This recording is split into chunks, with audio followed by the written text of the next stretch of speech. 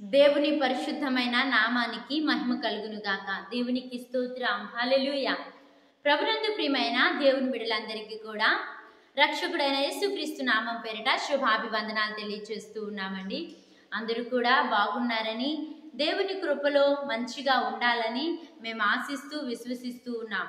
అయితే ఈ రోజున మనందరం కూడా ఒక చిన్న దేవుని మాటను మనం ధ్యానం చేసుకుందాం.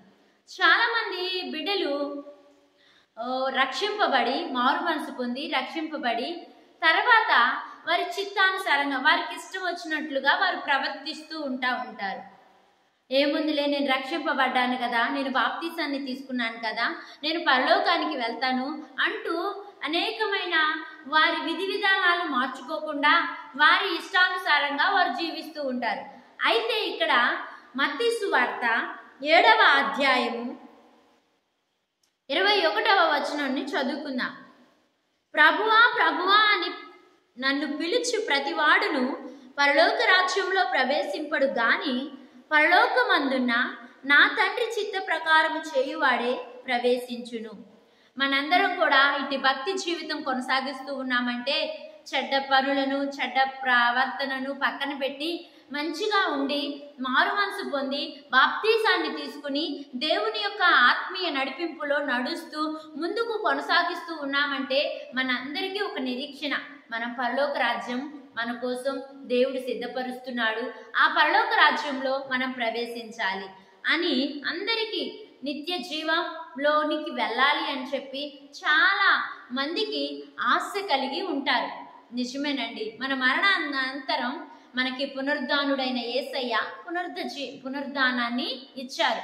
కాబట్టి అట్టి నిరీక్షణతో మన ఆత్మీయులు నిద్రించినప్పుడు కానీ మనందరం కూడా ఒక నిరీక్షణతో బ్రతుకుతున్నాం, ఒకానొక దినమందు వారిని చూస్తామని చెప్పి. అదే రీతిగా మనం కూడా పరలోక రాజ్యంలోనికి వెళ్ళాలి అంటే, మనం నిత్య జీవాన్ని పొందుకోవాలి అని అంటే, ఆ పరలోకంలో మనకి ప్రవేశం కలగాలి అని అంటే మనము ప్రతి ఒక్క పనిలో దేవుని చిత్తాన్ని చేయాలి.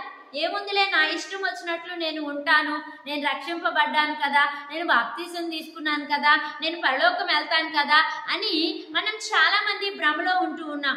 అయితే ప్రియమైన దేవుని బిడ్డలారా, మనమందరం కూడా ఒక్కసారి వివేచనలోనికి వద్దాం, ఒక్కసారి ఆలోచిద్దాం. ఇక్కడ ఈ వచనం ప్రకారం మనందరం కూడా తండ్రి చిత్తానుసారంగా పరలోకంలో నిత్యుడకు తండ్రి అయిన దేవుడు మనందరం కూడా ఆయన బిడ్డలుగా మనల్ని చూసుకుంటూ ఉన్నాడు. కాబట్టి ఆ తండ్రి చిత్తానుసారంగా ఎవరైతే చేస్తారో, ఎవరైతే ఆయన ఆలోచన ప్రకారం నడుస్తారో వారిని మాత్రమే పరలోక రాజ్యంలోనికి తీసుకుని వెళ్తాడని కుమారుడైన యేసు ప్రభు ద్వారా ఈ మాట మనకి తెలియచేయబడుతూ ఉంది. కాబట్టి ఎవరు ఎట్టి యొక్క చిత్తంలో ఏ ఆశలతో ఉంటూ ఉన్నారో, ఎలా నెరవేరుస్తున్నారో నాకైతే తెలియదు. కానీ ఈ వాక్యం వింటున్న ప్రతి ఒక్కరూ దేవుని చిత్తం చేయాలని మిమ్మల్ని అందరినీ ప్రేమపూర్వకంగా కోరుకుంటూ ఉన్నాను. దేవుని చిత్తమేమి కూడా మన పట్ల ఎప్పుడు బాధల్లో ఉండాలి, కష్టంలో ఉండాలని ఆయన ఆశించడండి.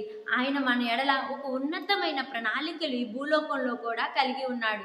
కాబట్టి ప్రతి అడుగులో దేవుణ్ణి అడుగుదాం, దేవా నా ఎడల నీ ప్రణాళిక ఏంటయ్యా అని అడిగితే దేవుడు మనతో తన ఆలోచనను పంచుకునే దేవుడు.